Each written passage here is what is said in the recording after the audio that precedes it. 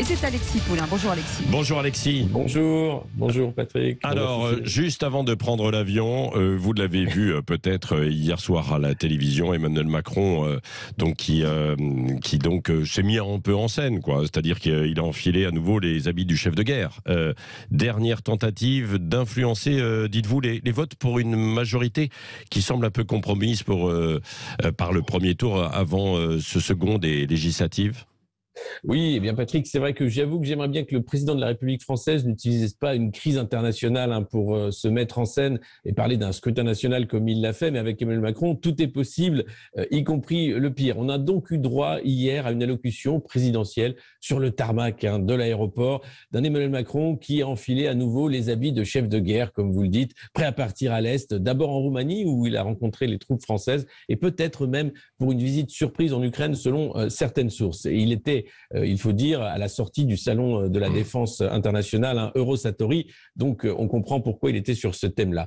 On a donc eu droit à un président sur un tarmac brûlant, avec un avion derrière lui qui brûlait du kérosène, alors que la France va vivre un épisode caniculaire et que l'essence est repassée au-dessus de la barre symbolique des 2 €. Alors, soit Emmanuel Macron se fiche complètement de la vie quotidienne des Français, soit il aime jouer avec le feu, soit il est très mauvais conseiller en communication. Mais c'est vrai que cette mise en scène devant l'avion officiel de la présidence de la République était du plus mauvais goût, limite une incitation déguisée à voter pour la NUPES pour lutter contre le réchauffement climatique. C'est à se demander s'il ne souhaite pas une cohabitation. Enfin bon, il ne cherche pas à faire de meeting de campagne, il refait un peu ce qu'il a fait lors de la campagne présidentielle, c'est-à-dire qu'il évite de parler de la campagne, il est au-dessus de ça. C'est le président et là il se remet en scène pour parler d'international, de guerre du pays et il nous donne d'ailleurs une allocution quasiment historique. Rappelez-vous, on était en guerre contre le Covid, là il s'était mis en scène sur le parking d'un supermarché devant un hôpital de campagne, là il se met en scène devant l'avion alors qu'il va partir